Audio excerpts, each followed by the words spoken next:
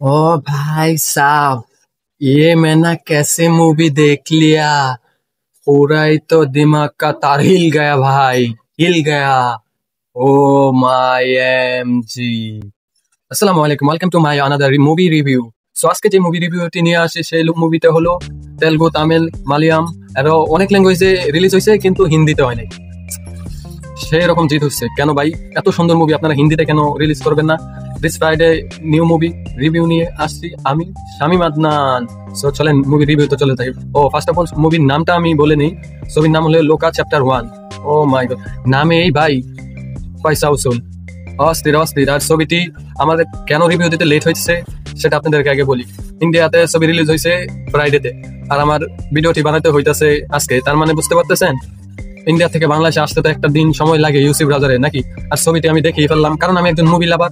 আমার আবার মুভি না দেখলে ভাই পেটের ভাত হজম হয় না। তার জন্য এই মুভিটা হিন্দি না হোক তেলুগু ভাষাতে দেখছি। আমি তেলুগু ভাষার আগামাথা কিছুই বুঝি না, শুধু নিচে সাবটাইটেল দেখে মুভিটা দেখছি। যতটুকু বুঝছি ততটুকুই আপনাদের মধ্যে শেয়ার করি।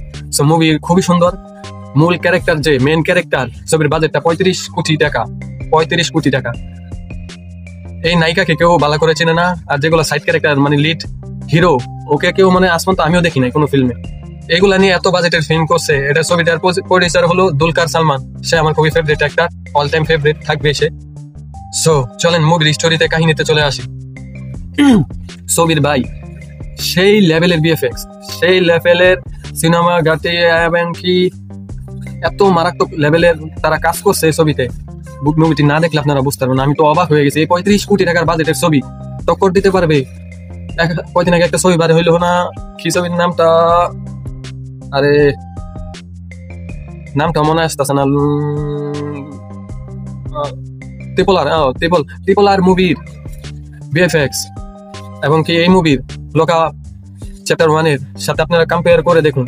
আমার মনে হয় বেস্ট হয়েছে লোকা।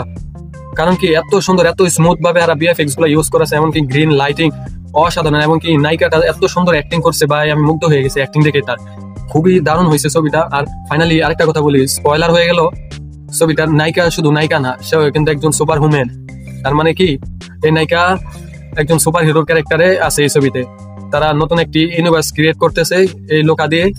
লোকা এখানে কিন্তু ছবির পার্ট 2 100% ভ্যারিয়েবল। লাস্টে ছবির পোস্ট ক্রেডিট দেখেন আপনারা, যারা দেখবেন কিছুদিন পরে, কারণ হিন্দি তো বাইরে না, হিন্দি বাড়ানোর পরে ছবিটা 100% আপনারা দেখেন।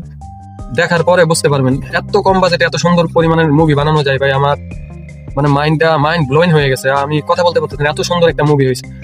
আমার মনে হয় এই ছবিটা ভালো ইনকাম করার দরকার, কারণ যে ইন্ডাস্ট্রি থেকে এই ছবিটা বাইর হয়েছে সে অনেক কনফিডেন্স ছিল, তার কারণে আমাদের ছবিটা এত ভালো লাগছে। যাই হোক, ছবিটা সেরকম হয়েছে ভাই। আমি 5 স্টার দিব। আজ পর্যন্ত কোনো মুভিতে আমি 5 দেই নাই, শুধু কুলি ছাড়া। এই মুভিতে আমি 5 যদি পারতাম 10ও দিতে, 10 দিতাম ভাই, সত্য কথা যেটা। কারণ এত সুন্দর লাগছে আমার মুভিটা। Oh my god, what a movie bro, what a movie, just amazing. নায়িকাটাও খুবই কিউটই ছিল, সুপারম্যান হলো নায়িকা। আপনারা দেখতে পারেন মুভিটা, ইউসি ব্রাউজার পেয়ে যাবেন। আপনারা যারা না বুঝেন তামিল সাবটাইটেল নিয়ে বুঝতে, তাও ছবিটা দেখুন, খুবই অসাধারণ মুভি। সো ভিডিওটি এতুরি আজকে। ভিডিওটি ভালো লাগলে লাইক কমেন্ট শেয়ার করে দিবেন, বেশি বেশি শেয়ার করে দেবেন। কারণ এইসব মুভি ভাই টাকা কামানো উচিত। আমি মনে করি ভালো কন্টেন্টকে মূল্য দেওয়া উচিত, সেটা দিতে পারবেন আপনারা। ভিডিওটি দিয়ে শেয়ার করেন, আরো মানুষ দেখতে আগ্রহ হবে, এবং কি মুভিটাও তারা গিয়ে হলে গিয়ে দেখবে। ভাই ধন্যবাদ।